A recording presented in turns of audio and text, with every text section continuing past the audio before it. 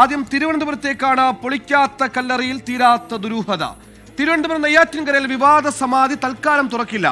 കല്ലറ തുറക്കുന്നതിൽ തീരുമാനം നാളെയെന്നും ക്രമസമാധാന പ്രശ്നങ്ങൾ ഉണ്ടാകാതിരിക്കാൻ വേണ്ടിയാണ് ഇന്ന് പൊളിക്കാതിരുന്നതെന്നും ജില്ലാ ഭരണകൂടം വ്യക്തമാക്കി. കല്ലറ പൊളിക്കാൻ പോലീസ് സന്നാഹത്തോടെ ഉദ്യോഗസ്ഥരെത്തിയത് നാടകീയ സംഭവങ്ങൾക്കാണ് ഇടയാക്കിയത്.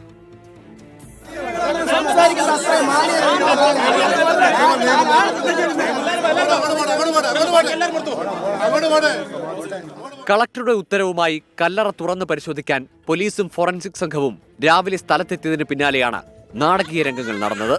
സമാധി തുറക്കാൻ അനുവദിക്കില്ലെന്ന നിലപാടിൽ ഗോപൻ സ്വാമിയുടെ ഭാര്യയും മക്കളും കല്ലറയ്ക്ക് മുന്നിലിരുന്ന് പ്രതിഷേധിച്ചു. ഇവരെ പോലീസ് ബലം പ്രയോഗിച്ച് നീക്കി.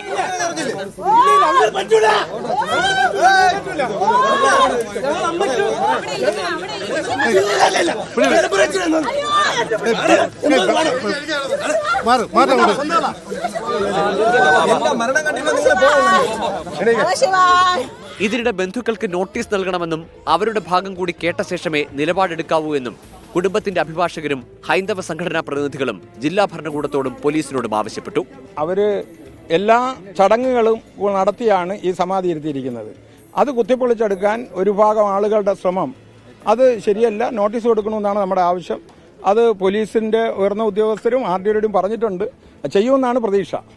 ഇതിനിടെ കുടുംബത്തിന്റെ അഭിഭാഷകർ വർഗീയ പരാമർശം നടത്തിയെന്ന് ആരോപിച്ച് ഒരു വിഭാഗം നാട്ടുകാരും പ്രതിഷേധിച്ച് രംഗത്തെത്തി. ഇതോടെ കല്ലറ തുറന്ന് പരിശോധിക്കണമെന്ന് ആവശ്യപ്പെടുന്ന നാട്ടുകാരും തുറക്കരുതെന്ന് പറയുന്നവരും തമ്മിൽ തർക്കമുണ്ടായി. സ്ഥലത്ത് ക്രമസമാധാന പ്രശ്നം ഉടലെടുത്തതോടെ നടപടി നിർത്തിവെക്കാൻ സബ് കളക്ടർ തീരുമാനിച്ചു. പിന്നാലെയാണ് ബന്ധുക്കളെ നെയ്യാറ്റിൻകര സ്റ്റേഷനിലെത്തിച്ച് ഡിവൈഎസ്പിയുടെ സാന്നിധ്യത്തിൽ ചർച്ച നടത്തിയത്.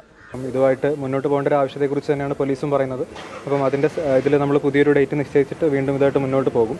കുടുംബത്തിനോട് നമ്മൾ സംസാരിച്ചിട്ടുണ്ട്. അവരെ ഒരു ലീഗൽ അവരുടെ ഒരു പ്രധാനപ്പെട്ട ആരോപണം അത് നമ്മളൊരു വേറൊരു രീതിയിലെടുത്ത ഡിസിഷനാണെന്നുള്ളൊരു കാര്യമായിരുന്നു. പക്ഷേ നമ്മളതല്ല, അതിൻ്റെ ഒരു ലീഗൽ ആംഗിൾ ഫാമിലിനെ പറഞ്ഞ് മനസ്സിലാക്കിയിട്ടുണ്ട്, അവരുടെ അഡ്വക്കേറ്റിനെ പറഞ്ഞ് മനസ്സിലാക്കിയിട്ടുണ്ട്. അപ്പോൾ അവർക്ക് ആ ഒരു കാര്യത്തിൽ ക്ലാരിറ്റി ഉണ്ട്.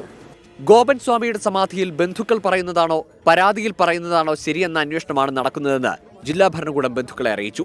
നിയമ നടപടിയുമായി മുന്നോട്ടു പോകുമെന്ന് നെയ്യാറ്റിൻകര ഡിവൈഎസ്പിയുടെ സാന്നിധ്യത്തിൽ നടന്ന ചർച്ചയിൽ ജില്ലാ ഭരണകൂടം ബന്ധുക്കളെ അറിയിച്ചു. നേരത്തെ ആളെ കാണാനില്ല എന്ന പേരിൽ രജിസ്റ്റർ ചെയ്ത കേസിൽ മക്കളടക്കമുള്ളവരുടെ മൊഴി രേഖപ്പെടുത്തിയിരുന്നു. പൂജയൊക്കെയായി നടന്ന ഗോപൻ സ്വാമി ഒരു സുപ്രഭാതത്തിൽ മരണപ്പെട്ടെന്ന് നാട്ടുകാരറിയുന്നത് ഈ പോസ്റ്ററിലൂടെയാണ്. വിശ്വാസമോ ആചാരമോ എന്തുതന്നെയായാലും മരിച്ച ഒരാളെ ആരുമറിയാതെ സമാധി ഇരുത്തിയെന്നൊക്കെ പറഞ്ഞാൽ അതിൽ സംശയങ്ങളുണ്ടാവുക സ്വാഭാവികമാണ്. അത് നിയമപരമായി തന്നെ ദൂരീകരിക്കപ്പെടണം. ആറാലുമുട്ടിൽ നിന്നും ജിനുവിനുമൊപ്പം അജീഷ് ജയകുമാർ, 24.